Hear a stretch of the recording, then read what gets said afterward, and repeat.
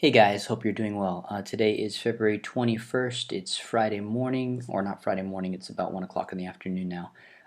It's been a while since I did a video about 8 days. I think the last one was last Thursday. And there was something I mentioned in that video that I wanted to explain, and it has to do with some things that happened here yesterday in China. So if you remember last week from the update 6B, I mentioned that there was a huge spike in confirmed infected cases. It increased 33% from the day before, so it went up by 15,000 cases, which was huge at that time. And at the time, it wasn't publicized why those numbers had gone up so much, but now we have a little more information. What they had done at that point is they had expanded the criteria to count confirmed infected cases to include anyone that had signs of pneumonia. They would do a chest scan, and then they would determine, looking at their chest, if they had the white spots in their chest, if they were carriers of pneumonia or not, and then they would include them in the official tally. So I think that was a good move because it allowed them to not just look at the official testing, which we know is not very accurate. There's quite a large false negative percentage of those tests. So they were looking at the physical signs. Is this person ill? Do they have pneumonia? Okay, this is probably coronavirus. Let's count it among the official tally. So that went up really, really steeply there last Wednesday, the 12th, and then it sort of tapered off a little bit. And then today, or yesterday, I guess today was the numbers were released. We saw something really strange, is that the numbers only went up by 300. So the last few days were going up by 15,000, and then I think it was 2,000, 1,000, big increases, and then suddenly it went up by only 300. Why? Well, it turns out that they reversed the criteria. So they went back to the old way of counting things where they require a lab test to include people in the official figure. So when you look at a graph of the daily rise in cases, or the daily new reported cases, you see here, this was February 12th, last week, where it went up really, really steeply, increased by 15,152.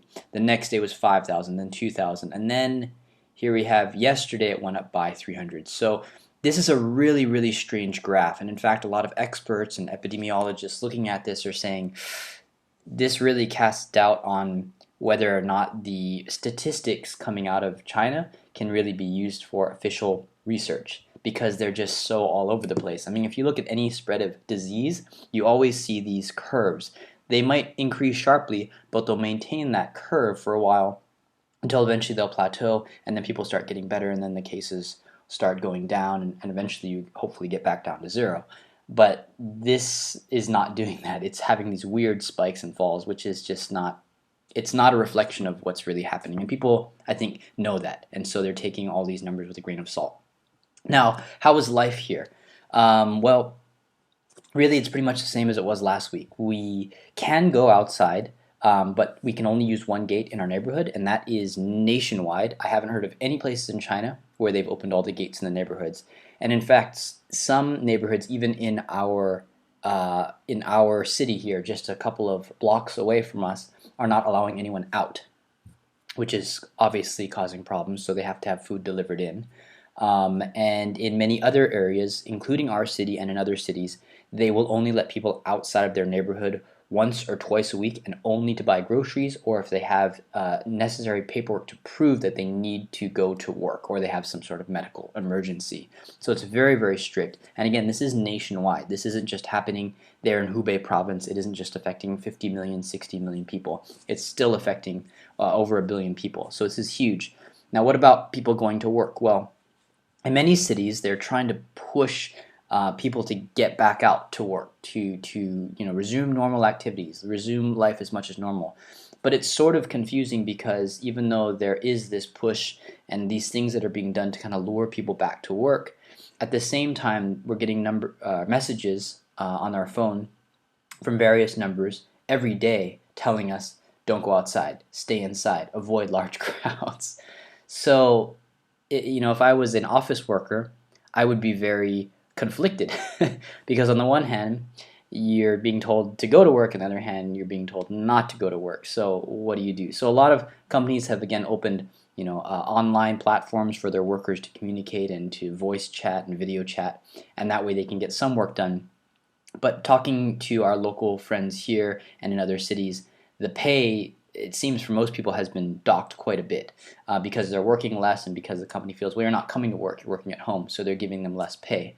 And there are many people that haven't gone back to work. They're either unsure about when they can go back to work because the boss or the manager hasn't told them when they can go back, or they work with people from outside of the city. So this is another really big issue that's coming to light, I think, now in China, is that every city is doing things a little bit differently, and there's a lot of suspicion about other cities or people coming from other areas. So when they come in, the police will go and they'll make sure that they're quarantined. They have to take their temperature every day. They have to report all these things. So there's a lot of kind of suspicion and worry about people coming from other areas. And so in China, many people work in different areas than their hometown where they own a house. So they maybe will return home for the Chinese New Year, which just ended, and then they'll return back to the big cities to resume work. So these people are coming from all over trying to get back to work, and that's causing some employees here and even some employers here to be very, very worried because they don't want to be working with these people coming from these other areas, which might have more infected numbers or might be doing things differently than we're doing things here. So they're distrustful. So there's a lot of, I think, factors that are keeping people from going back to work. Now, as for schools, so far as I know, schools across the country are still shut down indefinitely. Here where I live, we haven't been notified when the public schools will open again, and they're trying to get the schools to go online. So that was a new thing as of this Monday, the 17th of February. They were trying to get all these schools opened online. So even if you're a first grader or a second grader, you have classes online. Well, you can kind of imagine what the issues with that would be. You can't teach a classroom of 40 or 50 kids on a video chat. It's hard enough to do it in person. On a video chat, it just doesn't work. The kids are going to be, not paying attention. They might just mute their screen and go outside and play. If their parents aren't home, well, then it's anyone's guess what they're doing. So in order to kind of combat this, a lot of teachers are giving the kids way more homework. They're telling them to basically just teach themselves. In one instance, we heard of a college student who all their classes are online, including their physical education, their PE classes. So what the teacher is doing is she's sending a voice recording telling the kids how to do, whatever the exercises, push-ups or whatever, jumping jacks, run around the living room because you can't go outside. The teacher tells them what to do, and then the students have to send video of themselves back to the teacher to prove that they did these exercises. So, I mean, it's just bizarre. It's crazy what's going on here, and that's just, just taking a few stories of things we've heard. I'm sure there are many, many other instances going on. So schools closed indefinitely, many workplaces not open yet. In our city here, there are slowly more and more shops that are opening, but there's almost no one out walking around.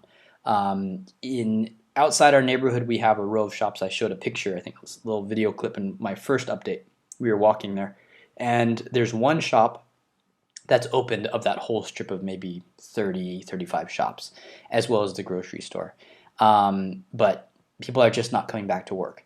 And it seems like in malls too, that's the same thing. If you go to a mall, the mall might have, 400 stores, and of those, stores, maybe half of them are open, and of those half, maybe there's only one employee working. No one's going to these places. So that's what we're kind of worried about going forward, is what this is going to cost the economy. A lot of people are worried about layoffs.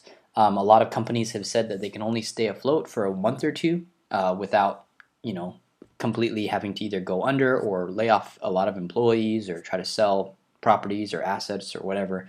So there's a lot of worry about what's going to happen here in the economy. And of course, China has been called the global factory, the factory of the world. It produces so many things, whether it's shoes, clothing, microchips, computers, rare metals, even components of things that are maybe made in other countries. So if China stops production even for a month or 2 months, and it looks like this might be about that, maybe 2 months, maybe even longer, this is going to have a huge impact on the world economy. Now, I'm not an expert in this, so I can't say what kind of an impact it will have, but it could mean that prices of certain things will rise, or there will be shortages of certain things. So it's very uncertain how things are going to go. But looking at the cases, the official cases, there's a lot of optimism. People are saying, hey, look, there was only 394 cases yesterday. And so there's been predictions going on around online here from various respected doctors and scientists saying that, oh, it's only 2 more weeks of the virus and then we can go back to life as normal. It's only 1 more week and then there'll be no more new cases. They're making all these predictions, but it's really impossible to say because number one, the numbers probably aren't accurate. Number two, no one can predict an epidemic. And number three, it could mutate. Things could change. There might be more cases that we don't know of. There could be multiple epidemics, after this. So there's just so much we don't know. Now that's what's happening in China. One thing that's really concerning is that the last few days I've been looking at kind of news outlets in other countries. And online, I went on some of the big places or popular sites where people get their news in America. For example, Yahoo, Google News, CNN, New York Times, Wall Street Journal, Huffington Post. These online news conglomerates, these media outlets, and it's surprising to me how little coverage is being made about what's happening with the coronavirus. This thing is not just isolated to China. If you've been following any of the news on this, you'll know that in Japan there was that cruise ship, the Diamond Princess, that reported 700 cases of the coronavirus confirmed. 700 cases. Now, of 3,000 passengers, 700 cases, that's about a fourth of the passengers that got sick on this ship. Now, there are a lot of questions being raised as to the quarantining measures that were taken on that ship. There's a lot of people saying that it wasn't really being done right. I looked at some of the videos of people that were filming on the ship, passengers that were filming, and it does seem that it was strangely kind of open. They could kind of walk around anywhere they needed to. They ate together. They had masks on, but there was very little other protection being given out. So it seems like the quarantine was really just quarantining the ship itself, but not quarantining the actual passengers very rigorously or very, very strictly. So that number is likely to increase. Now, the quarantine has ended and the nations have gotten their passengers from the Diamond Princess off and back to their home countries. So that raises some concerns because now there are US passengers, British passengers, Canadian, Australians. There's about 100 from Hong Kong. From all over the world, these passengers are going to need to go back and will need to be quarantined for at least 2 weeks. And the ones that show symptoms will need to be watched very carefully. And it could be that there's going to be more cases spreading. If you'd like to take a look at some of the specific figures, I recommend this website here, worldometers.info /coronavirus. This website is daily updated. It's showing the cases, the total cases, deaths, recovered, and so forth. Lots of charts and graphs that you can look at. But what I want to home in on is this chart here at the bottom, which shows cases reported by country. And one thing I like about this particular way of doing it that I don't think other sites have done so far is that it's separating the Diamond Princess cases from the other countries.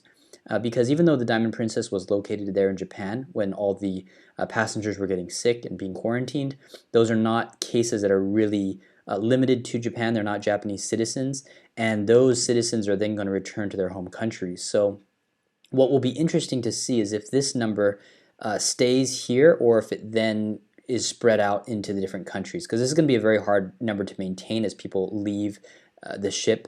It's going to, they're going to go to other countries, so it's going to be interesting to see if this number then is divvied up among the respective countries. But there's a lot of concern, I think, that needs to be given to some of these countries that are reporting numbers that are starting to grow. In South Korea, there's been a lot of things on the news of people being super spreaders, spreading to dozens of other people and infecting them. And we can see the number has gone up by 45 new cases in just one day. So that's a 30% increase over the previous day. That's really serious. This could be on the verge of an outbreak. Another one that's really concerning, for a while the US has been at 15 cases for many days, and then suddenly just yesterday in one day it went up to 27. So this increased almost by 100% to nearly double that total from the previous day. So this also is very concerning. Now, how is the U.S. testing for this? This was something I was really curious about. Is it that every hospital is being really, diligent about testing people? Well, it's hard to get a full picture of this because I'm just doing research online, looking at what nurses are saying, some blogs of people that work in hospitals. But it seems like in the U.S. there's an actually pretty lackadaisical approach to this thing. One nurse that her blog that I had read, or her comments that I had read, she'd said that in their hospital they will only test someone for the coronavirus if they have serious pneumonia symptoms, and they've recently been to Asia. And then they'll run the test. But as we've said here in this video and previously, those tests are not very accurate. There was one case, I had read of a man that had been tested 7 times because he clearly was showing symptoms. He clearly had this thing, and the first 6 times all came back negative, falsely, and the last time it was finally a positive. So the tests seem to be very inaccurate. It could be the way the tests are being run. It could be the tests themselves. But in any case, the hospitals aren't testing. The test kits, if they're using them, may not be reliable. So what is the actual number? We don't know. So it's really scary, I think, looking at this thing, knowing how quickly it can spread. And we know that from what's happened in Wuhan and also what happened there on the cruise ship. We know it can really affect especially the elderly, the older population. The mortality rate is much higher among them. They're much easier to contract the illness. So what's going to happen here? It's flu season. A lot of doctors may be misdiagnosing, thinking that a person just has the seasonal flu when in fact they have this and it is going to spread to other people. There's the problem of it being asymptomatic for at least 2 weeks, possibly even longer. There's been some cases where it's been 24 days, even longer than 24 days. So it's a really scary thing. We'll have to just keep watching it as time goes on. Just wanted to keep you guys in the loop for all this. I am concerned about how this is going to affect friends and family back home. So please take precautions. Be careful. Be washing your hands. Avoid large crowds. If you can at all avoid it, don't go to airports. This is probably a place where this thing is going to spread.